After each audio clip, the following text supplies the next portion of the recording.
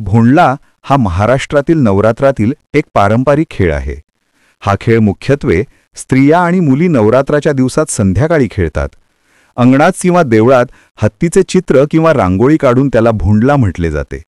स्त्रिया एकमेकांचे हात धरून त्या चित्राभोवती गोल फिरतात, पारंपरिक गाणी गातात, नाचतात व कोडी विचारतात.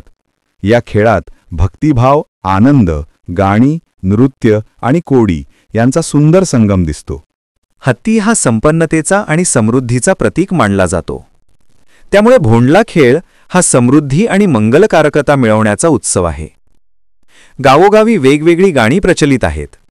काही ठिकाणी भोंडल्याला हडगा असेही म्हणतात. पारवणी बाळाचे गुंजावाणी डोळे, पारवणी बाळाचे गुंजावाणी डोळे, गुंजावाणी डोळ्यांच्या सारवेल टिटका,